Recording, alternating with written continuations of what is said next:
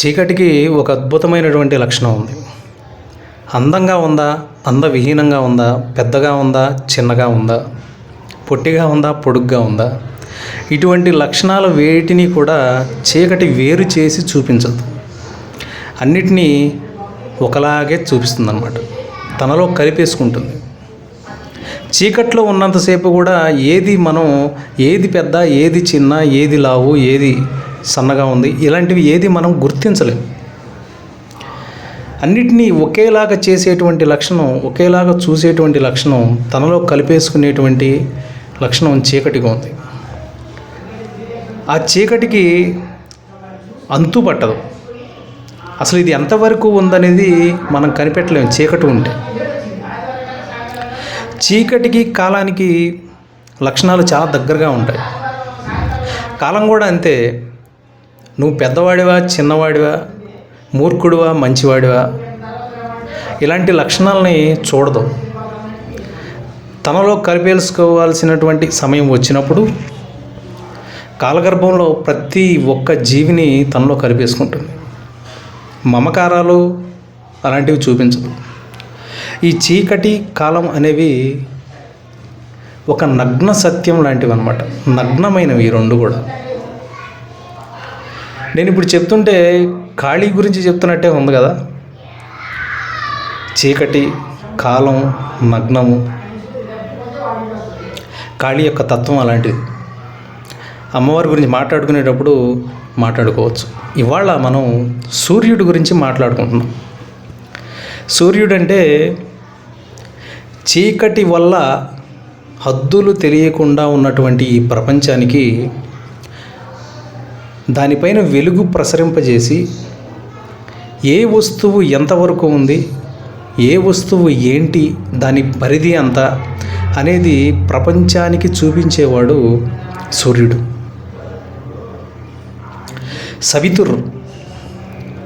సవితుర్గా ఉన్నప్పుడు ఆదిత్యుడు ఆ మసక చీకటి నుంచి క్లారిటీ తీసుకొచ్చేసి ప్రపంచాన్ని ఆ మసక చీకట్లో నుంచి క్లియర్గా ఈ ప్రపంచం కనపడేలాగా చేస్తాడు. అప్పుడు సవితుర్గా పిలువబడతాడు ఆదిత్యుడు. మనకు క్లారిటీ ఇచ్చేవాడు. ఒక వస్తువు తనేంటో ప్రపంచానికి చూపించేవాడు. ఒక వస్తువు ఉందంటే తనేంటి, తన రంగు ఏంటి, తన ఆకారం ఏంటి, తన పరిధి ఏంటి, దాని అన్ని ప్రాపర్టీస్, దాని యొక్క లక్షణాలన్నింటినీ ప్రపంచానికి చూపించేవాడు సూర్యుడు, ఆదిత్యుడు.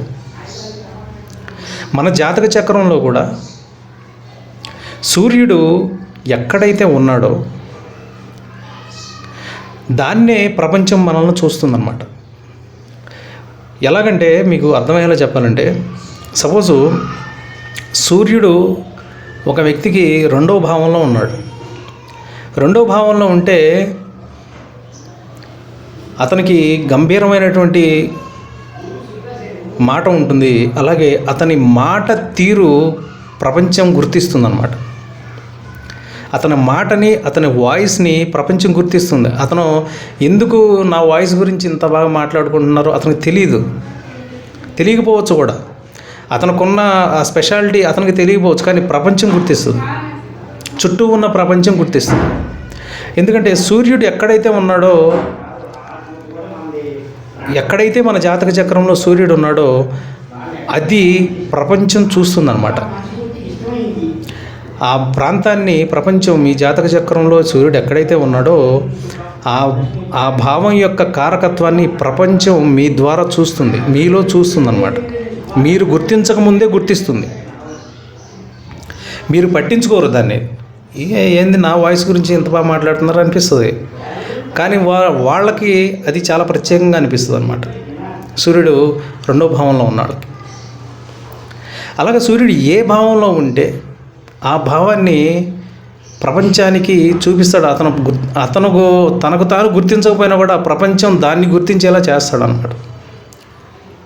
సూర్యుని యొక్క లక్షణం. సూర్యుని యొక్క మరొక అద్భుతమైనటువంటి లక్షణం అంటే, ఉదయాన్నే ఆయన ఉదయించిన తర్వాత మళ్ళీ అస్తమించి మళ్ళీ రెండో రోజు ఖచ్చితంగా అదే సమయానికి మళ్ళీ ఉదయిస్తాడు. నిరంతరము ఆ సమయ పాలన, క్రమశిక్షణ అనేది పాటిస్తూ ఉంటాడు సూర్యుడు. క్రమశిక్షణ, సమయ పాలన అనేవి పాటించడం సూర్యుని యొక్క లక్షణాలు. అందుకే లగ్నంలో ఎవరికన్నా సూర్యుడు ఉంటే వాళ్ళు చెప్పిన టైంకి పని వాళ్ళు అక్కడ హాజరవుతారు ఖచ్చితంగా. ఎట్టి పరిస్థితుల్లో సూర్యుడు బలంగా ఉంటే వాళ్ళ చార్ట్లో వాళ్ళకి సమయ పాలన ఉంటుంది. ఎవరన్నా మీ ఫ్రెండ్స్లో కూడా ఆ సెల్ఫ్ డిసిప్లిను, టైం మేనేజ్మెంట్ కరెక్ట్గా ఉందంటే అతనికి సూర్యుడు చాలా బలంగా ఉన్నాడని అర్థం చేసుకోండి మీరు.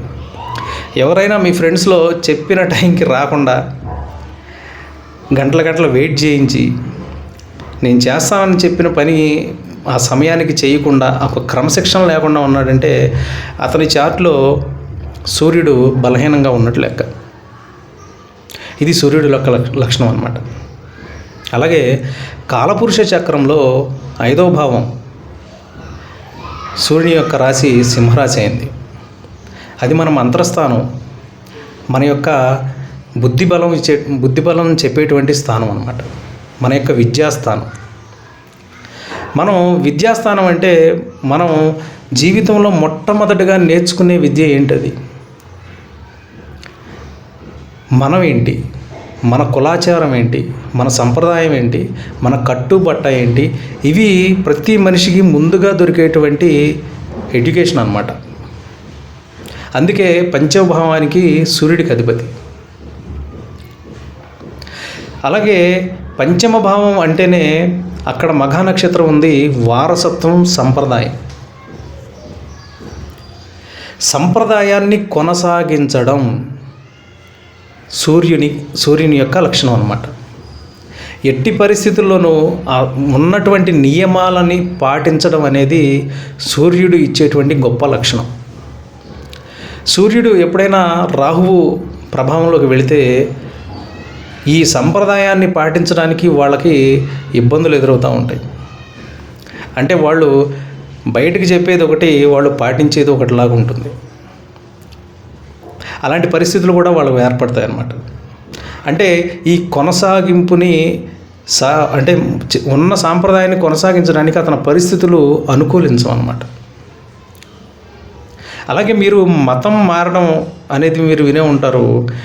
మతం మారినప్పుడు మొట్టమొదటిసారిగా వాళ్ళ జాతక చక్రంలో ప్రధానంగా ఎదురయ్యేది, బలహీనమయ్యేది సూర్యుడు.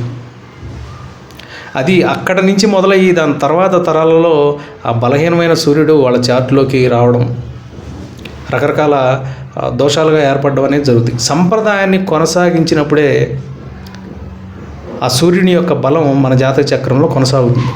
సూర్య నమస్కారాలు చేస్తారు, ఆదిత్య హృదయం చదువుతారు, అన్నీ చదువుతారు. చదివేసి పెట్టేసిన తర్వాత మా నాయన నాకేం సంపాదించి పెట్టలేదు, ఏం చేసి పెట్టాడు, మొత్తం సర్వనాశనం చేశారు, మా తాతల తాగుబోతులు ఫలానా అని చెప్పి ఇష్టం వచ్చినట్టుగా తండ్రి తరపు ఉన్నటువంటి తన పూర్వీకులందరినీ తోలనాడడం చేస్తూ ఉంటారు. నేను ఎన్నో సంవత్సరాల నుంచి ఆదిత్య హృదయం చదువుతున్నాను, ఆర్ఘ్యం ఇస్తున్నాను స్వామివారికి, నా జీవితంలో ఎటువంటి మార్పు లేదు అని చెప్పి అంటే, నువ్వు చేసేటువంటి ఈ పని ద్వారా అంటే మీ పూర్వీకుల్ని, మీ తండ్రిని ఎప్పుడైతే తోలనాడావో అప్పుడే మీ చార్ట్లో ఉన్నటువంటి సూర్యుడు బలహీనమవుతాడు. సంప్రదాయాన్ని కొనసాగించకపోయినా, మీ పూర్వీకులకి మర్యాద ఇవ్వకపోయినా, వాళ్ళ పద్ధతికి మీరు మర్యాద ఇవ్వకపోయినా మొట్టమొదటగా మీ చార్ట్లో దెబ్బతినేది సూర్యుడు. కాబట్టి మీరు చేసే పూజలు, సూర్య నమస్కారాలు, ఆర్ఘ్యాలు కాదు ముఖ్యంగా కావాల్సింది, మీలో ఇటువంటి మార్పు కావాలి. మన నుంచి ముందుకు వెళ్ళే కొనసాగింపు కూడా సూర్యుడే. కాబట్టి ఈ లినేజ్ని ఎప్పుడు మీరు మరవకుండా కాపాడుకుంటే మీరు ఎన్నో ఆర్ఘ్యాలు ఇవ్వాల్సిన పని లేదు, ఆదిత్య హృదయాలు చదవాల్సిన పని లేదు, ఇవన్నీ చేయాల్సిన పని లేకుండా నీకున్నటువంటి నీ సంప్రదాయానికి కట్టుబడి మర్యాద ఇస్తే సూర్యుడు ఖచ్చితంగా మీ చార్ట్లో మంచి ఫలితాలనే ఇస్తాడు. సూర్యుడు సరిగ్గా లేడంటే తండ్రితో విభేదాలు వస్తాయి. అలాగే గవర్నమెంట్ వారి దగ్గర నుంచి మీకు ఏ పని ముందుకు వెళ్ళదో వాళ్ళ దగ్గర నుంచి ఎప్పుడు మీకు ఇబ్బందులు ఎదురవుతూ ఉంటాయి. గవర్నమెంట్కి సంబంధించిన పనులు అందరికీ అవుతాయి కానీ మీకు అవ్వవు. ఇవన్నీ కూడా సూర్యుడు బలహీనమైనటువంటి చార్ట్లో ఉండే లక్షణాలు అన్నమాట. దీనికి మీరు ఏదో రత్నం వేసుకోవాలి, లేకపోతే ఈ పూజ ప్రత్యేకంగా చేయాలి అనే దానికంటే ముందుగా మీరు చేయాల్సిన పనులు ఇవి. అలాగే సమయపాలన అనేది సూర్యుడికి సంబంధించింది. మీరు ఇచ్చిన మాట ప్రకారం మీ సమయాన్ని పాలించాలి. ఉదయాన్నే లెగవాలి అంటే సూర్యోదయం కాకముందే లెగవాలనేది నియమం ఉంది. ఆ నియమాన్ని మీరు పాటిస్తే మీ చార్ట్లో సూర్యుడు ఆటోమేటిక్గా బలంగా తయారవుతాడు. మీరు ఎప్పుడైతే బద్ధకంగా సూర్యోదయం అయిపోయినా లేటుగా లెగుస్తున్నారంటే, అలా లేటుగా లెగిసేవాడి చార్ట్లో సూర్యుడు బలహీనంగా ఉన్నట్టే. బలంగా ఉన్నా మీరు లేటుగా లెగుస్తున్నారంటే సూర్యుడు యొక్క బలాన్ని మీరు పోగొట్టుకుంటున్నట్టే.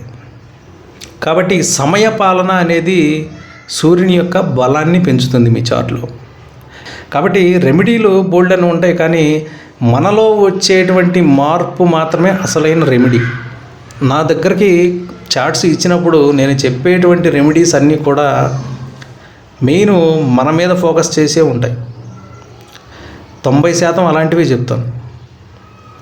ఎందుకు చెప్తానంటే ప్రతి గ్రహం కూడా ఒక చోట ఉందంటే మనలో ఒక మార్పు కోరుకుంటుంది.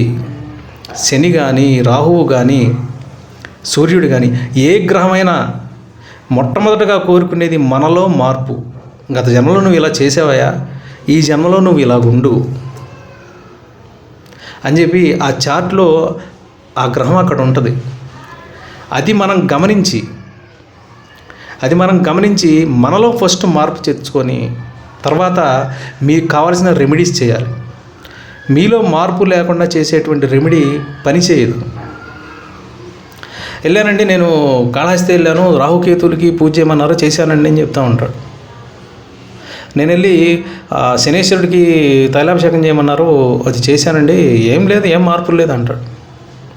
ఎందుకు ఉంటుందండి? మీరు శనేశ్వరుడికి తైలాభిషేకం చేస్తారు, వెళ్తా మీ డ్రైవర్ని బండబూతులు తిడతారు, మీ ఇంట్లో పనిచేసేటువంటి పని వాళ్ళని మర్యాద ఇవ్వకుండా మాట్లాడతారు, వాళ్ళకి సరిగ్గా శాలరీస్ ఇవ్వరు, మీ కింద పని చేసే వాళ్ళందరినీ హింస పెడుతూ నువ్వు శనేశ్వరుడికి ఎన్ని శాంతులు చేస్తే, ఎన్ని పూజలు చేస్తే ఏంటి ఉపయోగం? నీ కింది స్థాయి వాళ్ళకి, నీ కింద పనిచేసే వాళ్ళకి, నీకు సహాయకారులుగా ఉన్న వాళ్ళకి వాళ్ళ దగ్గర ప్రేమ పొందగలిగితే ఆటోమేటిక్గా మీ చాట్లో శని బలం పొంది దాన్ని పాజిటివ్ రిజల్ట్స్ ఇవ్వడం మొదలు పెడతాడు. నువ్వు ఎన్ని తైలాభిషేకాలనే చెయ్యి, నీ మనసు మారి నీ లక్షణాలు మారకపోతే శని ఇవ్వడం. అలాగే ప్రతి గ్రహం కూడా మొదటగా కోరేది మనలోటువంటి మార్పు. అందుకే ఇవాళ మొట్టమొదటిసారిగా సూర్యుడి గురించి చెప్పాను, నెక్స్ట్ రాబోయేది చంద్రుడి గురించి చెప్తాను. ఇవన్నీ అయిపోయిన తర్వాత సూర్యుడు ఏ స్థానాల్లో ఉంటే ఎటువంటి మార్పు కోరుతున్నాడు మీలో, ఏ గ్రహం ఏ స్థానంలో ఉంటే ఎటువంటి మార్పు మీలో కోరుతుంది అనే విషయాల్ని తర్వాత మీ అందరికీ అర్థమయ్యేలా చెప్తాను. ఎందుకంటే జ్యోతిషం ఫస్ట్ మీలో మార్పు చేయడానికే ఉందనేది నేను నమ్ముతున్నా గట్టిగా. మిమ్మల్ని కరెక్ట్గా ఈ కాస్మిక్కి అలైన్ చేయడానికి ఉన్నదే జ్యోతిష్యంగా నేను గట్టిగా నమ్మిన మనిషిని. అందుకే నేను చెప్పే రెమెడీ కానీ, నేను చెప్పే సొల్యూషన్ కానీ మీ వైపే ఉంటుంది, ఖచ్చితంగా మీ వైపే ఉంటుంది అన్నమాట. అది ఖచ్చితంగా మీకు అంటే మీలో మార్పు వచ్చిన తర్వాత మీరు చేసే చిన్న రెమెడీ కూడా ఏ కాళహస్తికి వెళ్ళక్కర్లేదు, మీ దగ్గరలో ఉన్న టెంపుల్కి వెళ్ళి చిన్న రెమెడీ చేసినా కూడా దాని ఫలితం అద్భుతంగా కనపడుతుంది. ఎందుకంటే మీరు కరెక్ట్గా అలైన్ చేసుకున్నారు, మీ మెంటాలిటీని, మీ పర్సనాలిటీని చార్ట్కు తగ్గట్టుగా అలైన్ చేసుకున్నారు. సో నెక్స్ట్ రాబోయే వీడియోస్లో కూడా నేను ఇప్పుడు దాకా చెప్పాను కదా, ఏ గ్రహం ఏమేం కోరుకుంటుంది, మీలో మార్పును కోరడానికే ఉన్నాయి గ్రహాలు కూడా. నేను ఇక్కడ ఉన్నాను, ఈ విషయంలో నువ్వు జాగ్రత్త వహించు అనే చెప్తానే ఉంటాయి. ప్రతి గ్రహం కూడా శుభ లేదు, అశుభ లేదు, శని లేదు, సూర్యుడు లేదు, ప్రతి ఒక్కళ్ళు కూడా మీలో మార్పునే, నువ్వు ఈ జన్మలో ఈ పని చేయడం వల్ల నేను ఇక్కడ ఉన్నాను, ఇక్కడ నువ్వు జాగ్రత్త పడు, ఈ విషయంలో జాగ్రత్త పడు అని ప్రతి గ్రహం చెప్తుందన్నమాట. ఈ విషయాన్ని మనం ఎక్స్ప్లోర్ చేద్దాం రాబోయే వీడియోస్లో. ఈ వీడియో మీకు నచ్చినట్లయితే షేర్ చేయండి, కామెంట్ చేయండి. శ్యామ ఛానల్ని సబ్స్క్రైబ్ చేయడం మర్చిపోవద్దు. జై శ్యామ, జై మా కాళీ.